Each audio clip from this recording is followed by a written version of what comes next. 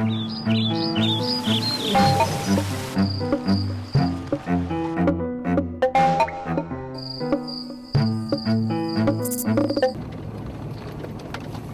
rough ride through this narrow road in Kibale leads us to this open space that used to be a forest but has now been cleared.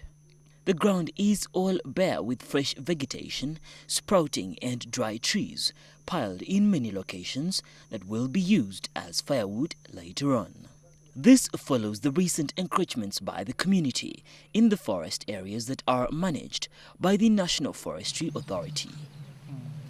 So why did these recent immigrants move here, knowing the area was protected?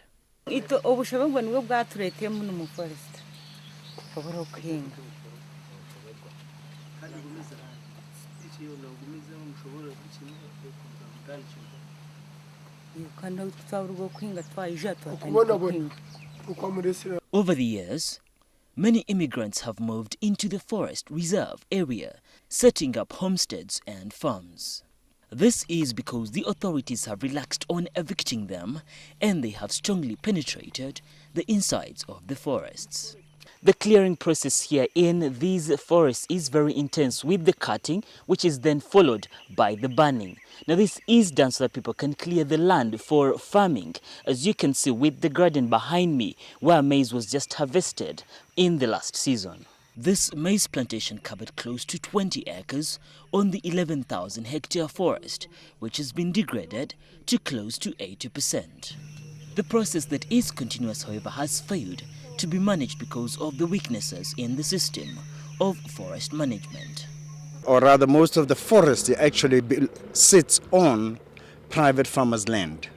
And because of that, it is very difficult and challenging to convince the farmers to actually start planting forests within their own farmland rather than planting cash crops, and to perceive the forest reserve as something that has to be preserved for the future. The government, however, through the Ministry of Water and Environment, UNDP and WWF, introduced a project to conserve the biodiversity in the forested area of the Albertine Rift, a program that has since failed to deliver its objectives.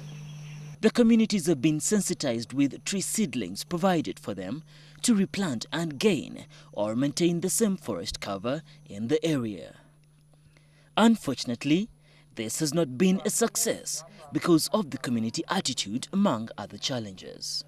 The government is also challenged in terms of lack of resources. The district environmental officers and community development officers don't have the financial resources to be able to go out into the communities, sensitize them, and be able to support them in terms of reforestation and looking after these particular corridors in the Albertine Rift Valley. Now, funding organizations are calling upon the government to strengthen their monitoring techniques, like the Environment Police, which was commissioned to protect the environment with 150 officers. We have a program of bringing collaborative forest management in this area of Kangombe Central Forest Reserve. That is where we manage collectively with the communities on these forests. So together with the communities, we organize them, we see how we can manage the Central Forest Reserves, share the benefits of the reserves with these communities. The government is seeking to find better projects and ways in which to protect the fast disappearing forests in the district. According to the National Forest Authority, NFA, more than 73,000 hectares of private forests are cleared every year across the country, and over 7,000 hectares of protected forest reserves are destroyed annually for timber and charcoal. Craig Kadoda, NTV, EcoTalk.